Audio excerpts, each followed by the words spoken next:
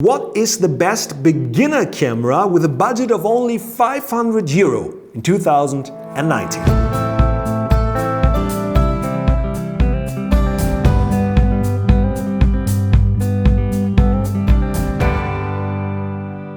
Merhaban azmi, Benjamin Jaworskyj, and welcome to today's video to all of my Arabic speaking friends out there. Yeah, I give a shout out to all different languages, nations, countries out there. Today, shout out to all Arabic speaking people watching my videos on this international English speaking channel of mine. So today we talk about beginner cameras. What beginner camera would I buy in 2019 if I only would have a budget of $500, which is not that much for a great camera, but it's not that less of money anyway. So yeah, let's go over to my list. We made the same video in 2018 and many people liked it, so if you haven't seen the 2018 edition, watch it as well and it might help you. We have some different cameras now in 2019, but some are quite the same. They are still in the top camera section below €500, so enjoy the video. The first camera I would take a look at, and one thing I did not mention, I took a look at cameras.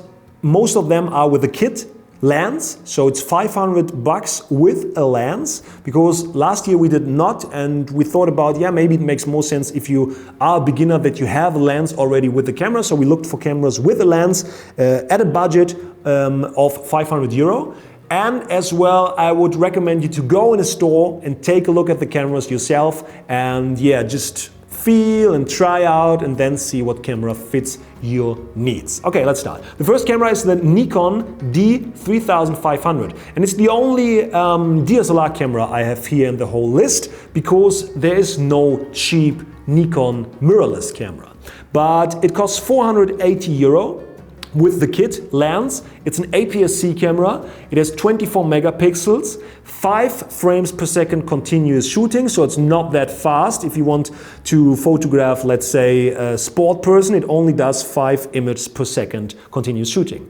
It has an image stabilizer, but only in the lens. It has a built-in flash, and it can film full HD with 60 frames per second. The pros of the camera: it has a good image quality, and Nikon is famous for its image quality. They make good sensors, but on the other hand we have some contrast. It does not have a touchscreen, it does not have a flip screen, it is a DSLR, if you want to see that as a negative point. If you are a beginner, I think it's not that important, but it's not that modern anymore.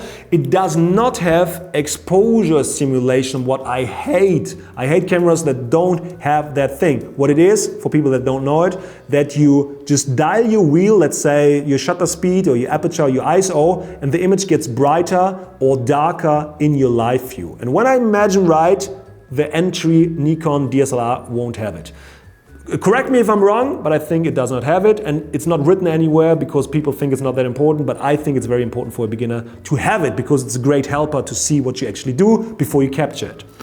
The next camera I have is the Canon M10. It's a new camera, and it costs €300 with the kit lens, so quite cheap, $300 with a lens. It's an APS-C camera, 18.5 megapixel, 4.6, I don't know what a half frame is, but anyway, images per second.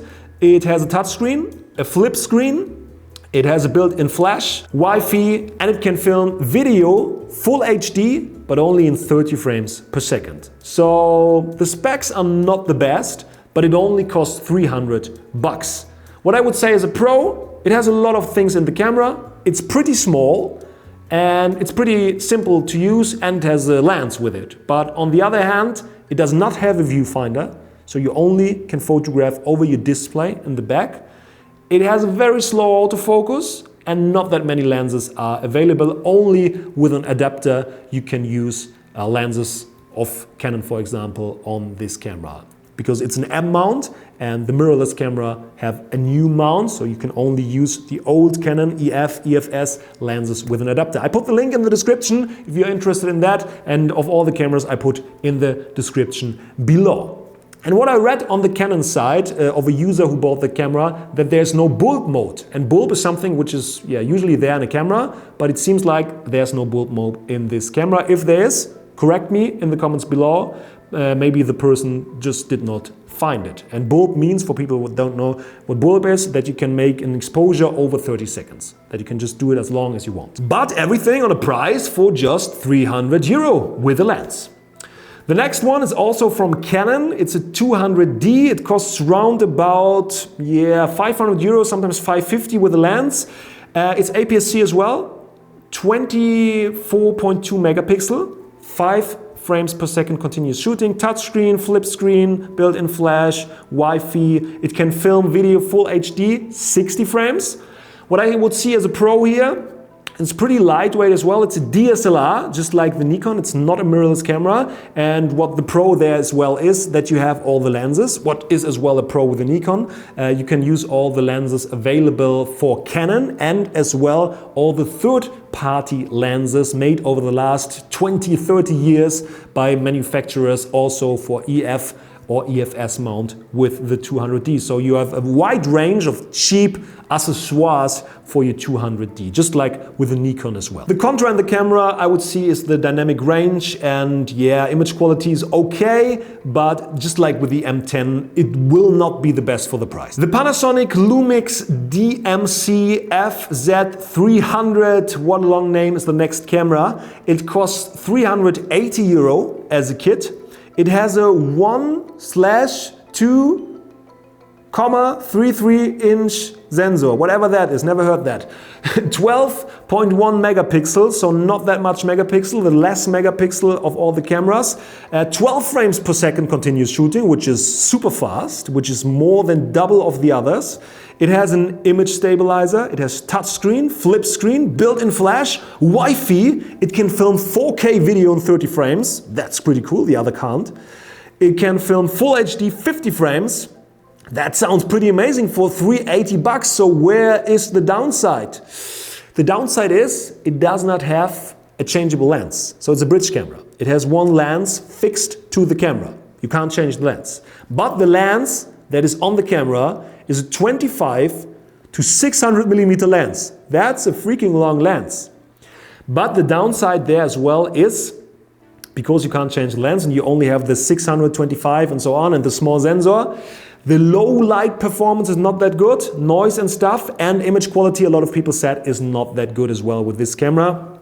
Might be because of the fixed lens and because of the small sensor. But anyway, if you're interested in filming, if you want to take safari shots with a long lens and just want one cheap camera for your trip, then this camera might be an option for you. And the last camera I have for you is the Sony Cybershot DSC RX100 Mark III. Man, make longer names, please. It costs 480 euro. With a kit lens, because it's also not a changeable lens. I will talk about that later. It has a 1-inch sensor, so it's not that big like APS-C, it's a bit smaller. It has 20.1 megapixel, that is cool. It has 11 frames per second continuous shooting, which is good as well. Image stabilizer. The display is not flippable but tiltable. It has a built-in flash. It has Wi-Fi, and you can film video full HD 60 frames per second, so you can do some slow-mo stuff as well. What I would see as a pro there is the good sensor quality. It has good sensor even though it's only 1 inch. It has good image quality.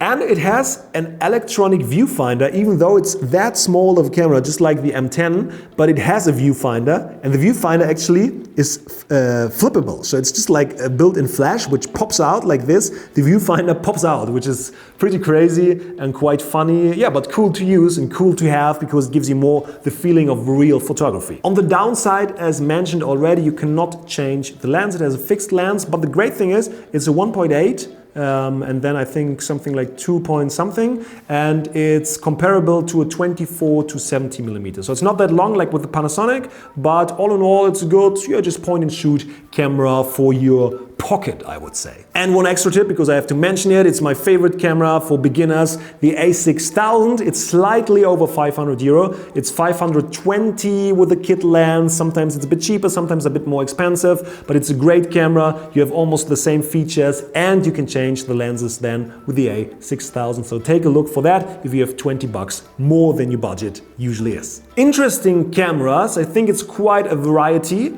of different cameras, brands, and yeah, target audiences as well. Some are small for your pockets, some are the bigger ones, some have more modern features, some are more made for filming. So take a look, a close look if you're interested in the camera. As I mentioned, go in the store and just take the camera in your hand, try it out, and then just go for it, because as a beginner you cannot do that much wrong. You just have to practice, practice, practice, practice, and then you will see whatever you like. If you're not a beginner but have like €1,000 of a budget, check the €1,000 video, and if you are interested in what my favorite camera today would be, then check that video as well. We made a whole series of videos about that camera buying 2019 topic. That was quite of research. So write me what camera you would recommend a beginner, what you would buy with $500 as a budget, and amongst all comments I will give away one of my courses at learnfromben.com. Quick commercial, learnfromben.com is my website, and there we got download courses for photography beginners,